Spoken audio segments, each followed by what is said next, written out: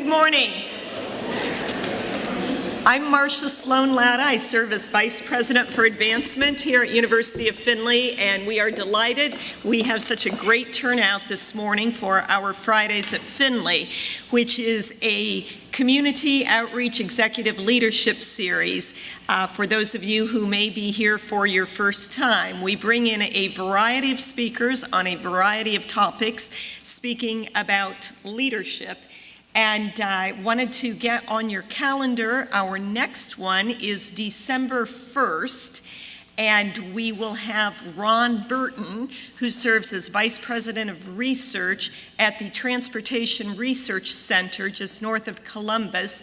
It's one of the two top research centers in the United States right now on autonomous vehicles, self-driving cars. And so he will be here to talk about what is happening in that area and its impact on society, everything from insurance to driving to elder life, a whole series of areas that he is planning to touch. So no matter what your occupation, if you ride or drive in a car, or have employees or family members who do one of those two things, you will want to be here.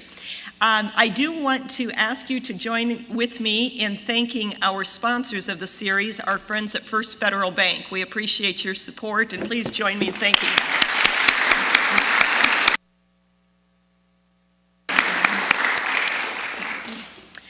Before our student who will be giving the invocation comes to the stage, I want us to remember for a moment a very dear friend of the University of Findlay who passed away yesterday, Earl DeLong, a graduate who lived in Tiffin, who, along with his late wife, endowed a few scholarships and participated actively in the construction of 5 different capital projects on this campus, including the building that we just dedicated last Saturday, where we do have the Earl and Gladys DeLong Center in our new Center for Student Life and College of Business.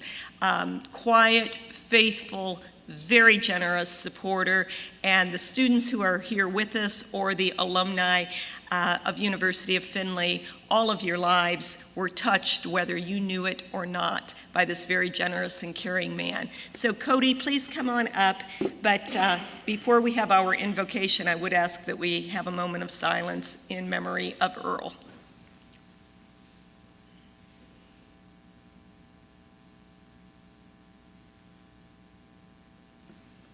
Thank you. Cody? Cody is a junior marketing major, and he hails from Urbana, and he's a wrestler here at University of Findlay, and he is also very involved in our campus ministries. All right. Thanks everyone for coming out, and now let's go ahead and bow our hearts and pray. Heavenly Father, we thank you so much for this wonderful morning and for all the blessings you've given to us. Father, we're grateful this morning to gather in fellowship and pray that you'll bless our time and conversation. God, we just thank you for everyone that was able to be here this morning and for the many donors and community members here that have so generously and selflessly supported our university. We're grateful. Father, we thank you for Dr. Arnn and his willingness to be here this morning and share with us. We pray you'll bless him as he speaks. Lastly, Father, thank you for this food. We pray that you'll bless it to nourish our bodies. We love you, God, and we thank you. In Jesus' name, amen.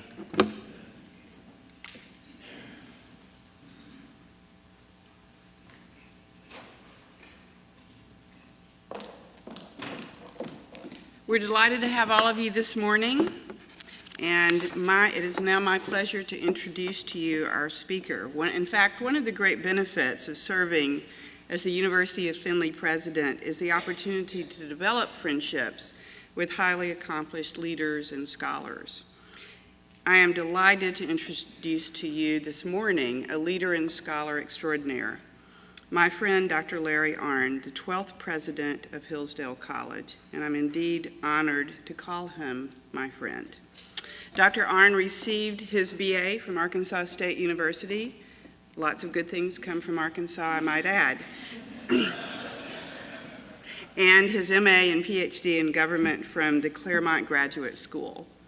He served as Director of Research for Sir Martin Gilbert, the official biographer of Winston Churchill. He served as President of the Claremont Institute for the Study of Statesmanship and Political Philosophy from 1985 to 2000. In 1996, he was the founding chairman of the California Civil Rights Initiative, which was passed by California voters and prohibited racial preferences in state hiring, contracting, and admissions. Dr. Arnn is on the board of directors of the Heritage Foundation, the Henry Salvatore Center of Claremont McKenna College, the Philadelphia Society, the Intercollegiate Studies Institute, and the Claremont Institute. He served on the U.S. Army War College Board of Visitors for 2 years, service for which he earned the Department of the Army's Outstanding Civilian Service Medal.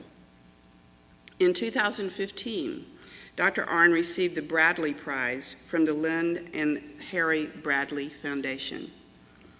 He is a member of the American Political Science Association, Churchill Center, the Council for National Policy, the Federalist Society, the Mont Pelerin Society, and the Philanthropy Roundtable. Published widely in national newspapers, magazines, and periodicals on issues of public policy, history, and political theory. He is the author of 3 books: Liberty and Learning, The Evolution of American Education, The Founder's Key, The Divine and Natural Connection Between the Declaration and the Constitution and What We Risk by Losing It, and Churchill's Trial, Winston Churchill and the Salvation of Free Government. Dr. Arnn is a professor of politics and history at Hillsdale. He teaches courses on Aristotle, Winston Churchill, and the American Constitution. He and his wife, Penelope, have 4 children: Henry, Katie, Alice, and Tony. Please welcome Dr. Arnn.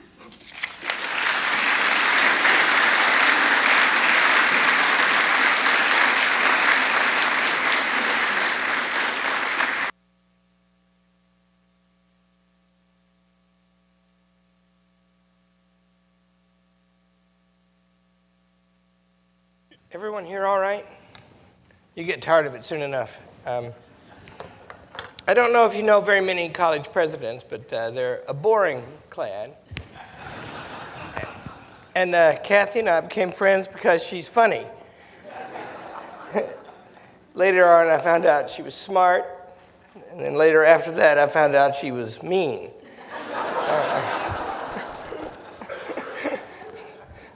I wouldn't cross her if I were you. Do you know who Winston Churchill was? He was a little fat guy. Are you interested in leadership? People love to give talks about leadership. It makes them seem like leaders. And somehow we want to be that, don't we? And the first point I want to make is we have to be that because of a thing in our nature that all of us have to do. For us, following is itself a choice. We're always choosing. You ever think about what you think about? You got this noggin, right? And it's a very weird existence for us human beings. In my family, we raised dogs and children, and for the first 2 years, they both live on the floor and eat each other's food. It's pretty much just the same thing, but then the children start talking. Nobody teaches them to talk. They just start talking. And the next thing you know, they know the whole world, even if they don't go outside the house. And then that means that although they do carry on for many more years, acting just like the dogs, they have this rich mental weather going on in their souls all the time. And what are they thinking about? We're here at Findlay. We might be thinking about anything. Young people are always thinking about what they're going to be, they're going to do, but then they're also always thinking about what they ought to be, what they ought to do. And that raises their minds upwards. Well, the main thing that goes on in our minds, writes certain classic authors, is we have to do this thing called choosing. And how do you choose? Aristotle describes it as like a series of images in the mind. Shall I do this or shall I do that? And you're both thinking about it and you're wanting things. And then you opt for one of them. And every day, there's something that you'll have to choose most days that gives you some trouble. Seems like it's hard. Lots of other things don't matter very much, but still, you got to think about them a minute and decide what you want and think you should do. What are you thinking about? You can watch the dogs in our house. They have many wants. They're very desirous beings. And they decide they want to go out back and do something, right? And they hear something. And you can watch them deliberate. You can watch them think, yeah, should I go after that or not? Or, whatever they're going to do. But something different about us, after we make a choice, we can be ashamed of ourselves. Something is sitting in judgment on us all the time. And that adds a whole dimension to the choice. And what is that thing? Right? Because on one level, it's just what we want. How we calculate, that's the thinking part, what would be the best. But then on another level, don't you ask yourself at the end of the day, in fact, every day, how did I do? What does it take to be able to do that? Aristotle says that it's a funny kind of thing because it demands knowledge of two things that are different in kind. It demands knowledge of things that change all the time.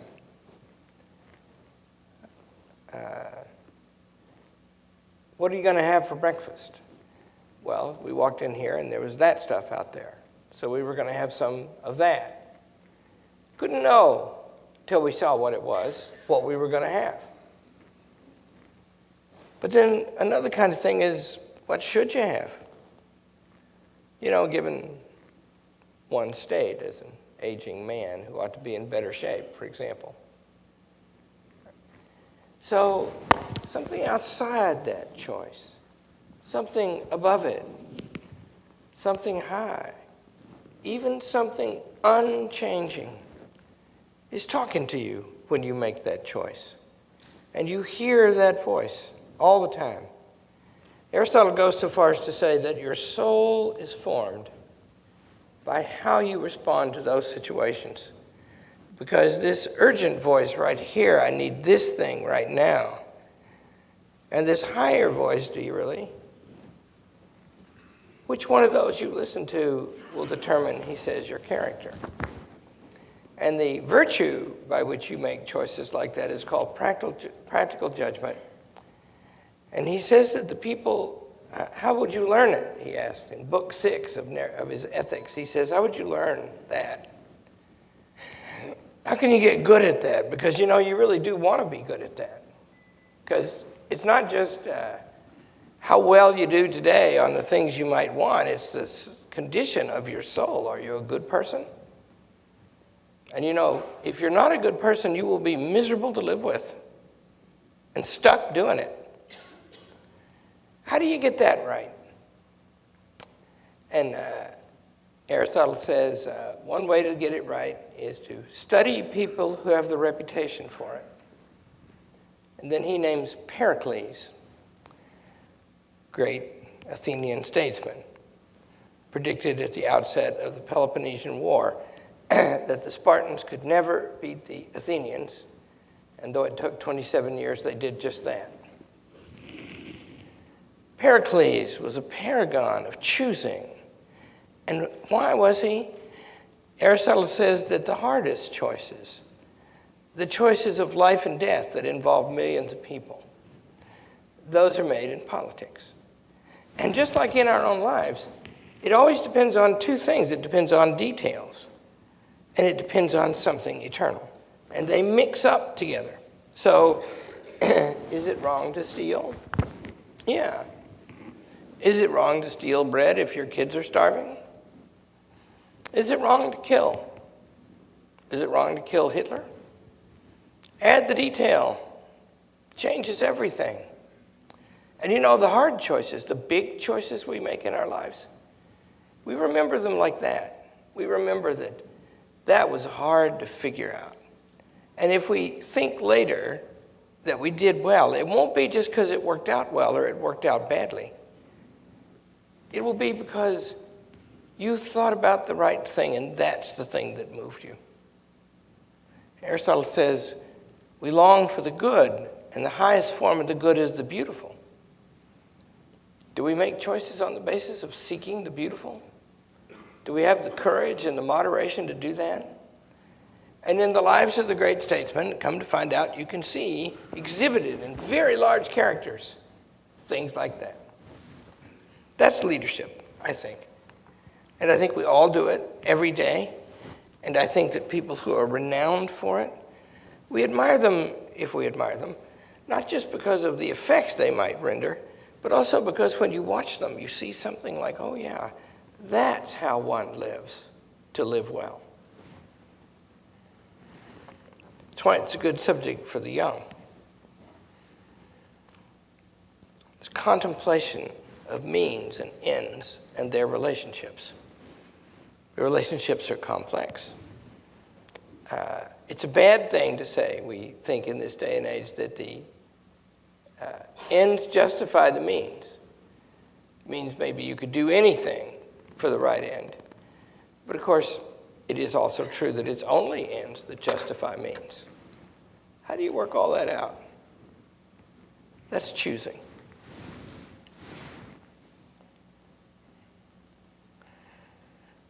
Genius was something else. Genius is a transcendent ability at that kind of thing. And you don't see that very much. You know anything about George Washington? Know anything about Abraham Lincoln? Because, wow. In Charleston, Illinois, with about 15,000 people there, Stephen Douglas began the speech, his part of the Lincoln-Douglas debates, by saying, he said, this week in this town, Lincoln's friend, Fred Douglass. Fred Douglass was a runaway slave who became an important man. I'm proud of the fact that if he gave you a visiting card, there was a photograph of him on it that was his favorite, and it was taken at Central Hall at Hillsdale College. And he said, Lincoln's friend, Fred Douglass, was driven through this town in a carriage driven by a white man. If you want to see that kind of thing every day, then vote for Lincoln. That's how the debate starts, right? And Lincoln was, there wasn't anybody there, hardly anybody there, who thought that that was okay for Fred Douglass to be driven in that way. Fred Douglass was aware of that and yet called himself consistently an American. And so how's Lincoln going to handle that? Well, the only sublime things that happen in the Lincoln-Douglas debates, and you can read them all, and they're wonderful to read, and Douglas is endlessly clever. What he never is sublime. And Lincoln is, and he wins because of that. But he says at one point, he said, I don't see, if you think the black woman is your inferior, why you think you get to own her. Why couldn't you just let her alone? Wouldn't she be, if you just look at her, just like us, equal in her right to eat the bread that she earns with the sweat of her face? And isn't anything else than that old black serpent of a doctrine? You work, I'll eat. Isn't that lovely? See, it's like a prophet. But it's also a piece of prudential or practical reason and choosing, just like we have to do every day. But you hear it eloquently. And you hear it in its way and temper that it always is. And that way is that woman right there. Look at her. If you can look at her, you can see what she is. And then that fact that she is just like you. She has to work to eat. Do you get to eat what she earns? That's genius. Churchill had it. Churchill had it, and he's the one who had it that I know of, closest to us and the world in which we live today. He explains that world. First of all, you have to figure out that nothing ever happened like Winston Churchill in all of history. Maybe Cicero is kind of like him. But Winston Churchill, Abraham Lincoln gave 9 big speeches. And they're famous and they're awesome speeches. The Gettysburg Address, the House Divided speech. You know, there are 9 of them. Cooper Union Address. They're just all just memorable, right? Churchill's speeches in printed form, not quite complete, although called that, take up 8,000 closely printed pages. Churchill wrote 50 books, and he wrote them himself. And they're worth reading. And he was in politics for 55 years, including right at the center of the 2 greatest wars in history. And so it's a very strange thing. There's a movie coming out next month, and I happen to know the actor Gary Oldman, and Penny and I, my wife Penny over there, have seen the movie. It's called Darkest Hour, and it's really great. I urge you to go see it. And it's about the single greatest thing Churchill ever did, in my little opinion. And it's very well done, right?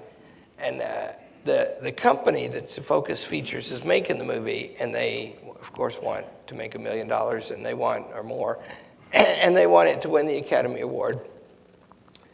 But they don't want it wrapped up in the politics of the day, because that would be divisive in the Academy. And so I'm having this weird conversation with them about that subject. And they're asking me lots of questions, and I said, so, you know, who will be offended by this movie? And I said, well, the Nazis won't like it. I said, you know, I don't know what that demographic means for you, but you're going to lose them if you're talking about. And then they said, well, okay, but aren't people going to think that people think that some contemporary politician, like Obama, threw out the Churchill statue from the Oval Office, and Trump's got it back in there? And I said, yeah, well, Churchill was just like all of the politicians of our time who commanded through the greatest wars in history and wrote 50 books and was eloquent and inspiring. He's just like every one of them, you know.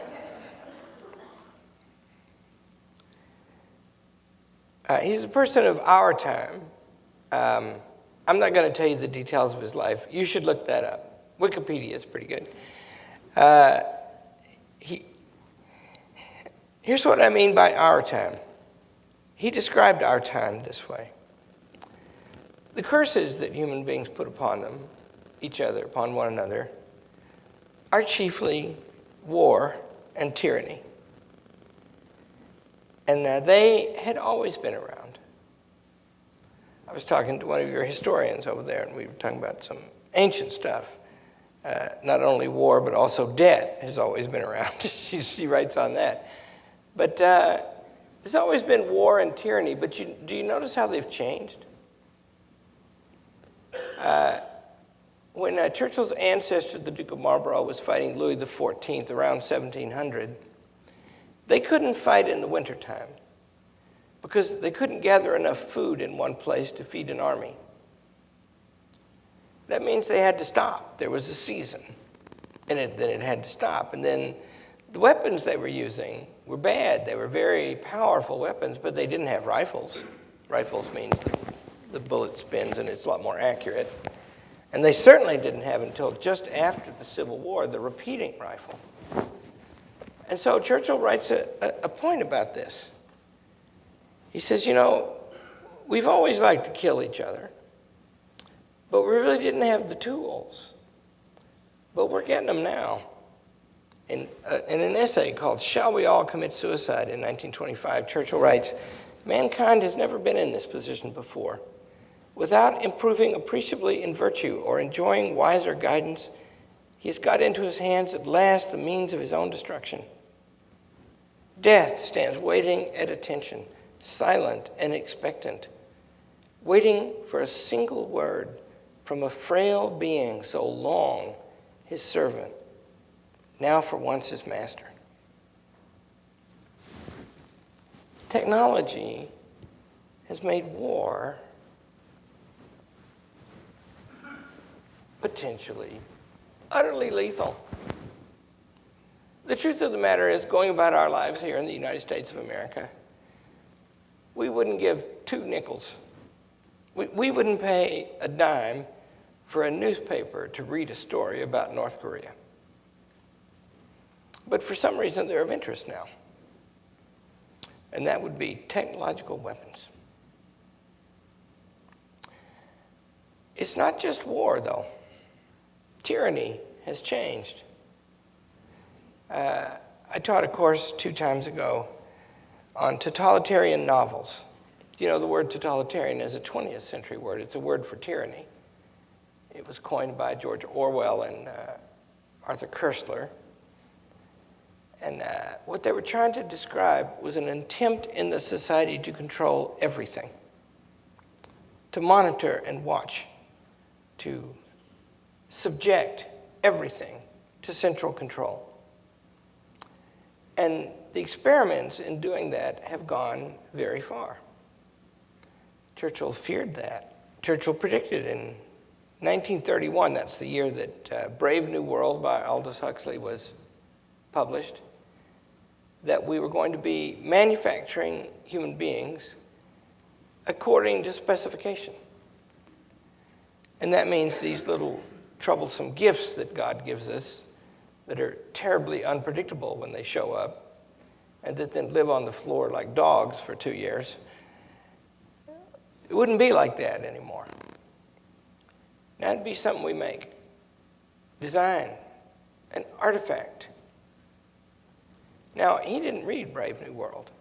For more than 25 years later, we know because he wrote his wife a letter about it, he saw that possibility.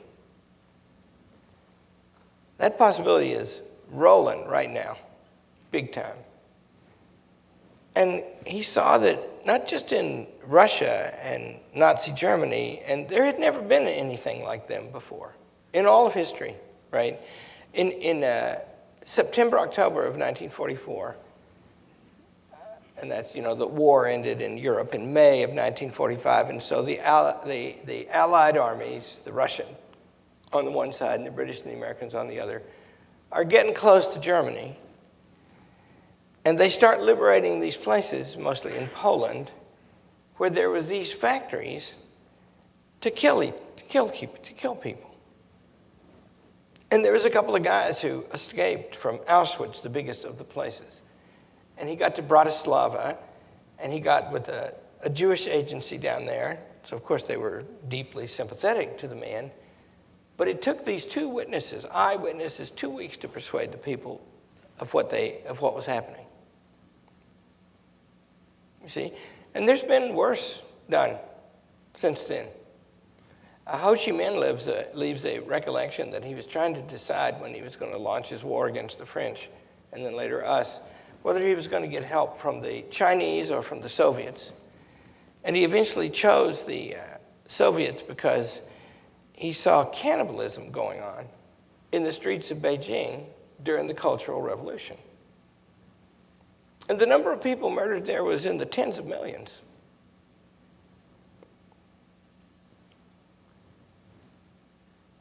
That means that this problem that we have, I'll say to that young man who couldn't define the term politics, that it's a form of human community, and it is the highest of the earthly forms because it deals with things concerning the good and therefore also of life and death. And that form of community is necessary, but it is possible, just like it's possible for war to be much more dangerous than it used to be. Churchill was afraid of war. This Second World War, in which he won his glory, do you know what name he gave it?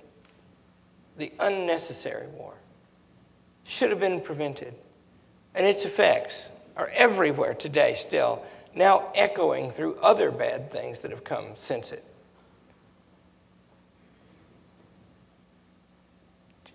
It's possible that we have got into our hands the power to despotize each other and kill each other, and finally overcome our own humanity through technological design.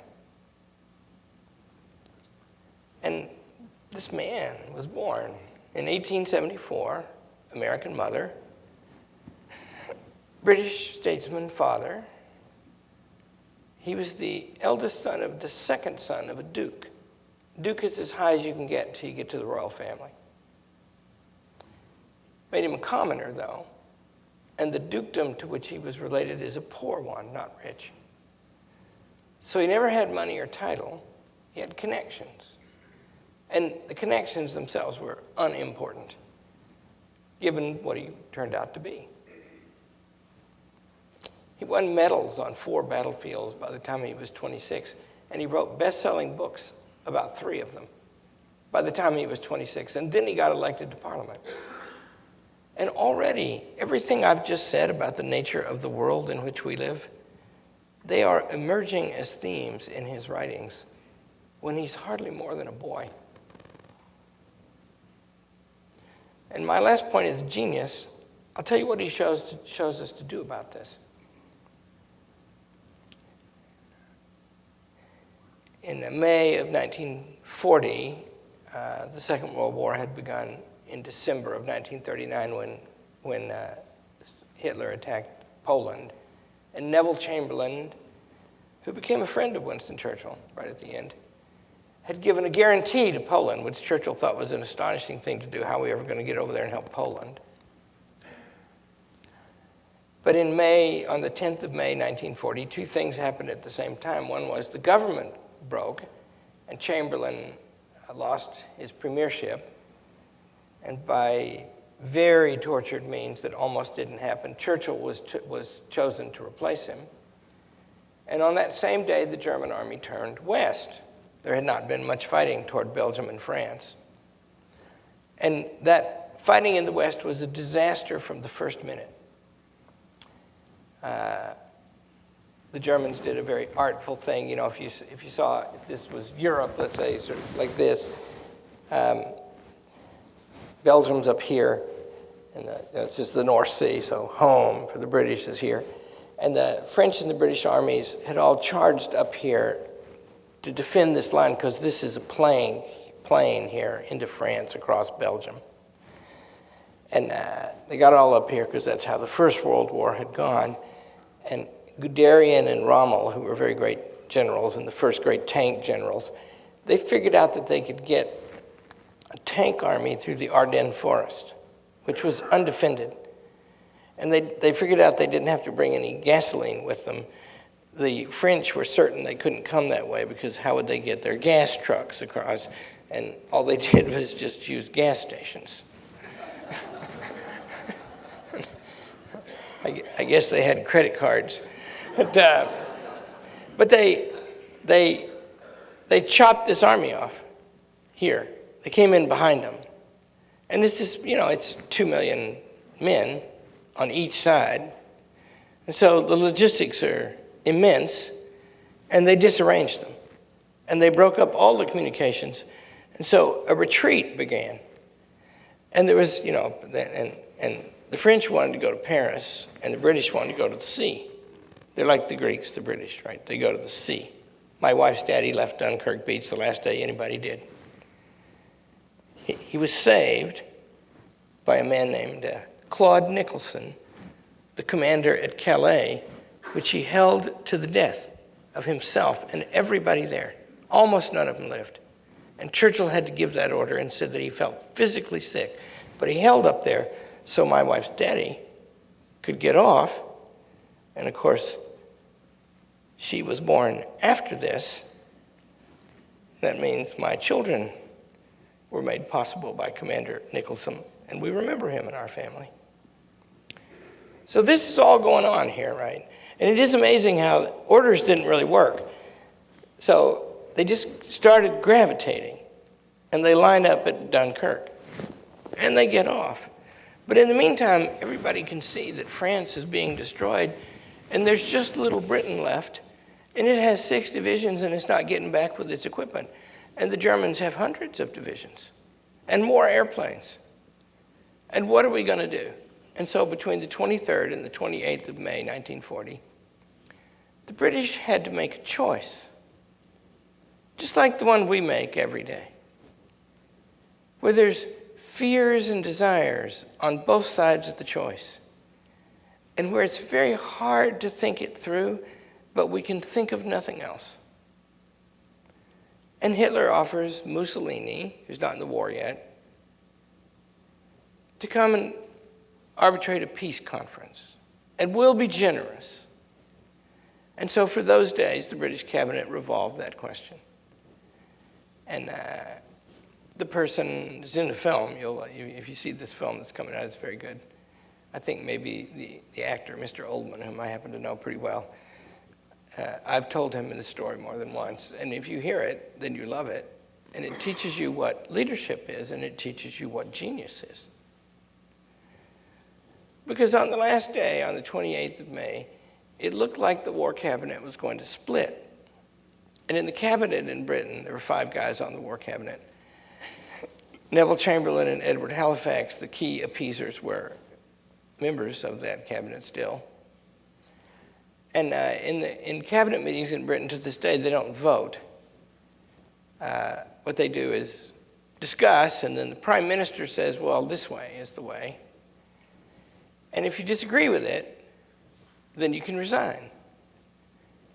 But if any of those guys had resigned, the government would have fallen. And you know, so much in life is like that. So much in a college is like that. You can't really make them, and yet you need them to cooperate. How do you get that? Churchill gave a talk. He talked for an hour. It wasn't written out. We know what he did all that day. There was no time to write it out. And we have detailed notes from 2 people. And they regarded it, both of them, they were both socialists, very left-wing socialists, who happened to admire Winston Churchill, which is odd because he did not admire socialism. And he gave them, the war cabinet, the picture of the war. He said, we're going to get thrown off. He said, we have a Navy. It's going to matter, although Air Force is going to matter the most. They have more. But we're going to be fighting over our skies, and that'll give us some advantage. And he said, if they land in this island, then the towns that fall first have names like the towns in New England. And then they will see that it's like their home is being invaded, and sooner or later they will come and help us. I want to know that as an American, I regard it as a very honorable thing that our country would be mentioned in that context at that moment. And then he said, I have been thinking in these last few days whether it is part of my duty to open negotiations with that man. And I believe if I were for a moment to consider parley or surrender, every one of you would rise up and tear me down from my place. Now, before I tell you the next thing, I'll remind you that Churchill was afraid of war and thought that it was urgently necessary to avoid it, and if it couldn't be avoided, to shorten it. Called the Second World, the whole of it, unnecessary war. Could have been avoided. But his last words were, if this island story is to end at last, let it end when each one of us in this room lies choking in his own blood upon the ground. And the record shows that they leaped up in the cabinet meeting and rushed to the front of the room and cheered. And then Chamberlain and Halifax said, as they were walking out of the room, maybe we're just going to have to fight on, huh? A choice, leadership, and genius. Our choices will get better if we know stories like that. Thank you.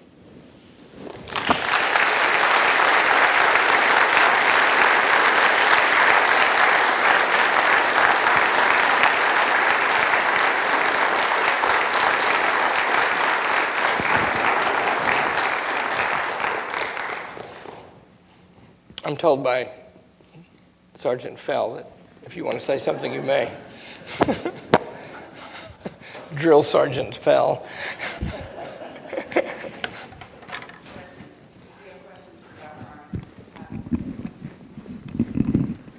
Yes, ma'am. Of all the books, what's the one, two, and three? Well, yeah, okay, I can answer that.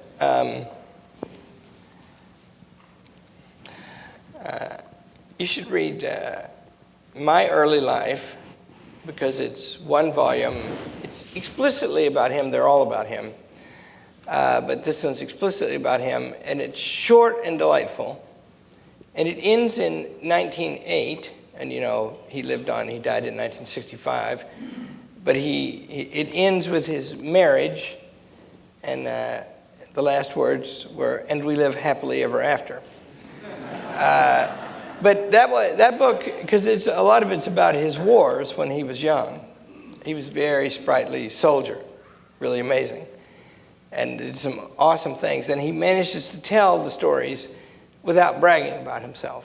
He's got that really great art, which, you know, God help us, what a blessing if we had politicians who could talk about themselves and it'd be pleasing. So I'd read that one, and then I think his two greatest books, alas, they're multi-volume books, but you could read the first volume of each. One is The World Crisis, that's about the First World War. And he explains, and it's not the first time, he wrote this book in 1920, 21, 22, but he'd already been writing about that stuff in 1901, 1898. But he explains what that war means and what a threat it is to civilization itself and what could have been done to shorten it. And so that's a book written with great energy and beauty.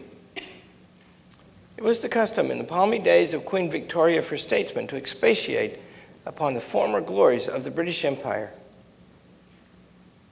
3 times a great tyrant had arisen on the European continent, and 3 times this little island had come forward to throw them back. Little did we know that the 4th time was still to come and would be the greatest yet. That's the first paragraph.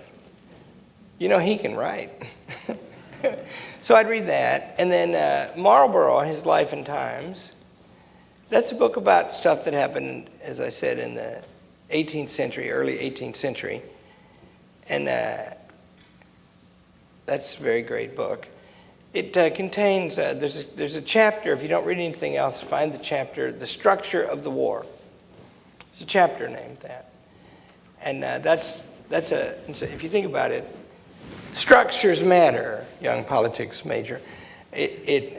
James Madison says the most important thing about the Constitution of the United States is the structure of it, the arrangements of the powers to cause a kind of human cooperation and conflict too, which is broken down now, by the way, which is the reason I think we're in a constitutional danger. So the structure of the war, he's going to describe, you know, the framework. What's it like? Tell me, I'm going to tell you about this whole war, right? And in there, he says, he writes this passage. He says that when we start analyzing these battles, he says, it's always easy to see what went wrong and what went right.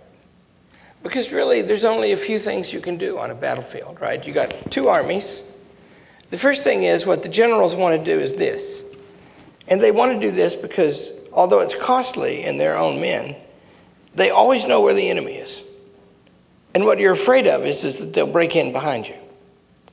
And if you do this, you're going to go around and get him over here, but you can't do it. It's just Euclid, right? Without exposing your flank. So you can stay where you are, you can attack, you can retreat, or you can go left or right, or you can combine them. You won't get as many as 20 things that are possible to do. And he says, and then what we do is that whichever one they did, if they lose, we military historians write, that it was obvious that he should have done the other thing, right? And Churchill just makes the point that the rightness or wrongness of these maneuvers is entirely in the circumstances. Flanking or not flanking. Alexander, he conquered the known world because he figured out a way to take horses and heavy cavalry and puncture a line directly in front of him. There was a time when that was right. That's what tank warfare was like in the Second World War, too. People were protected. But then flanking is more classic because you go into maneuver and you expose yourself, right? So Churchill says, it is circumstances, it's very strong, it is circumstances alone that explain the rightness of a maneuver in war. And just take that maneuver in war to mean any action, any deliberate choice by people, right? Circumstances alone, he says, that does that. And then he says, nothing but genius, the daimon in man, can answer the riddles of war. And because genius is much rarer than the rarest and purest of diamonds, wars are mainly tales of muddle. So that's beautiful. That's like Plato's Republic, right? The cities will be miserable till the philosophers are kings. But that's not the final word, right? Because it isn't true that circumstances could justify anything. My own view is, Aristotle's teaching is, circumstances could justify nearly anything. But then in 1941, Britain is still alone. The Soviet Union's still in league with Hitler. America's not in the war.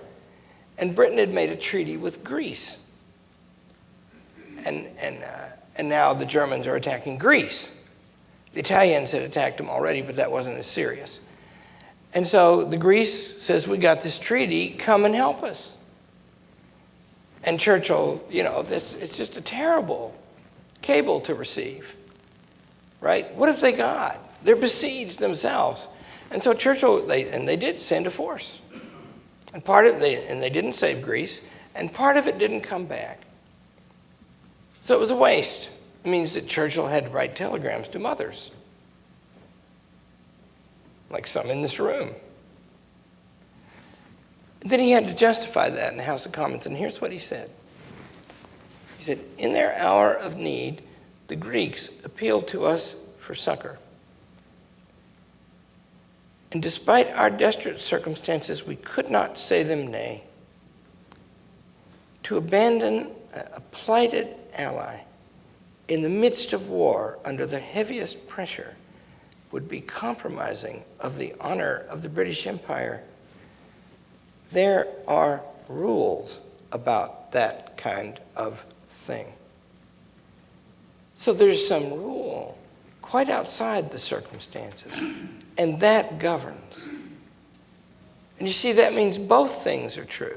It's true that the rules are sovereign, even though they're hard to look up. My own view is you have to read the great books to know what they are. And you can't look under R for rules. But on the other hand, circumstances are sovereign. And what the practical mind does is make a judgment in what way each is sovereign on each occasion. And that, by the way, is the reason why our mental weather is constantly wrapped up with making choices, and why every day the hard ones plague us after we make them. I'd read those books. Yes, sir. Could you make some comment with regard to the repudiation of moral absolutes? Yeah. The repudiation of moral absolutes. So that there's a complex of philosophic doctrines that reign today, and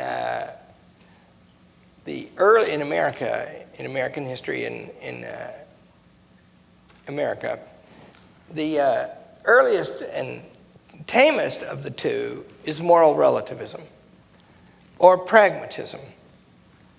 It actually is a derivation from Niccolo Machiavelli, who says that the ancient philosophers spent too much time making up imaginary republics, whereas they should really just get on with their own republic.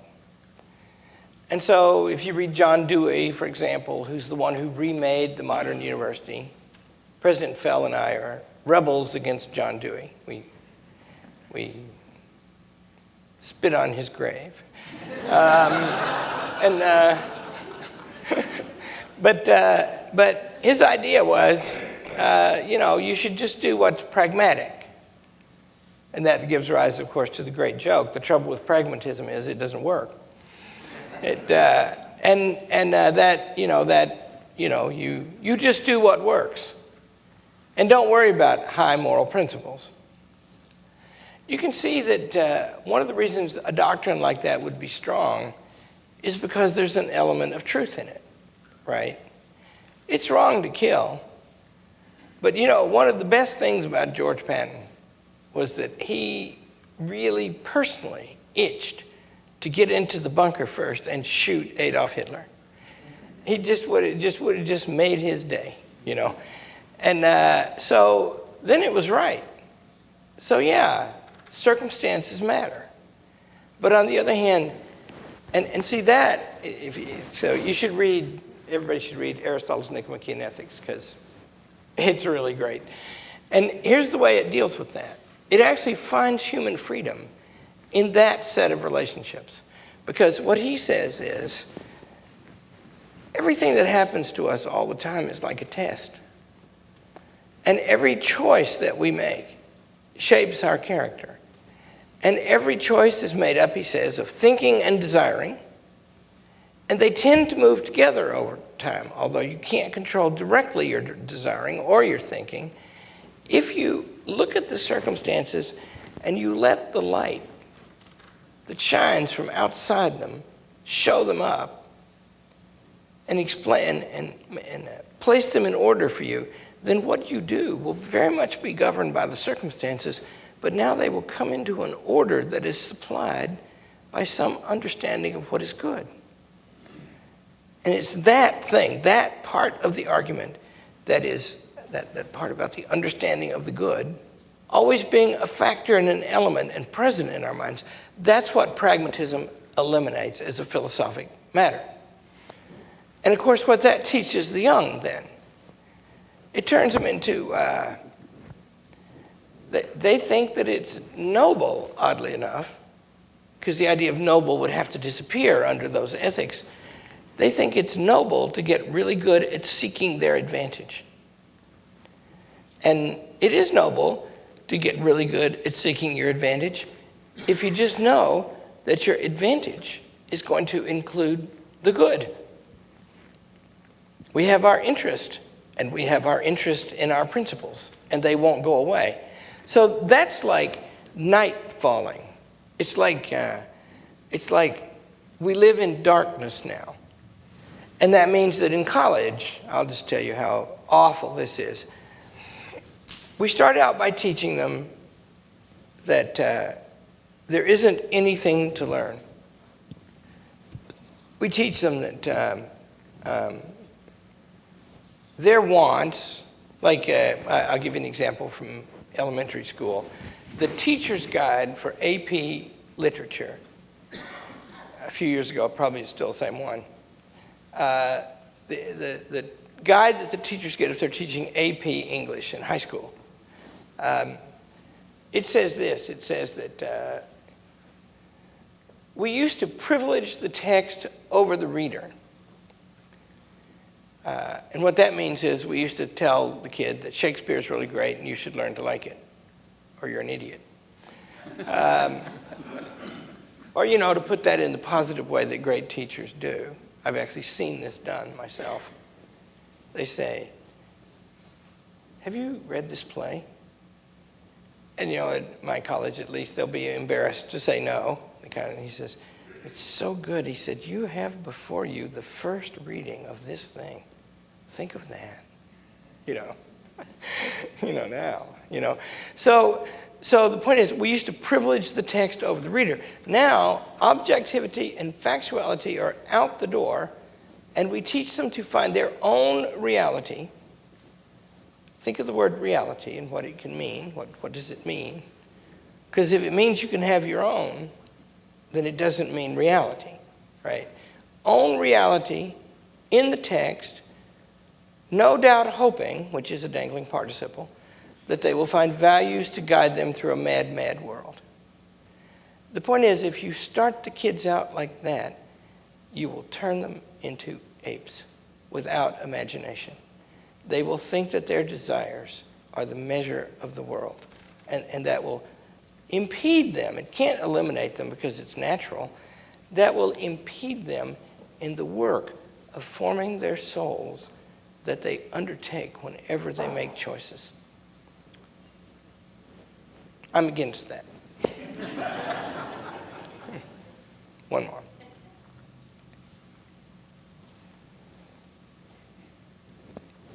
Thank you.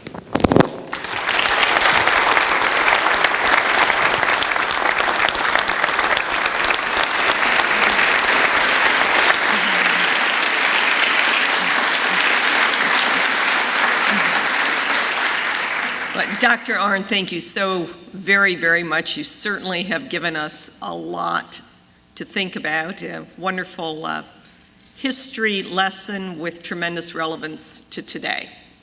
And so I suspect there may be another question or two afterward that people will want to ask. Couple reminders, December 1st is our next one. Dr. Ron Burton from Transportation Research Center. Come, bring your friends.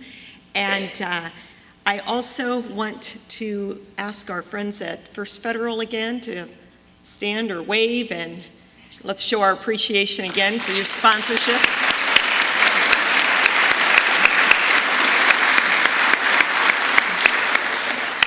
And then finally, we will not meet again before Thanksgiving. And so on behalf of the University of Findlay and all of our faculty, staff, and students, knowing that many of you here in the audience today are supporters of the university, and we are very thankful for your continued support. So with this, go out and make it a wonderful Friday. Thank you.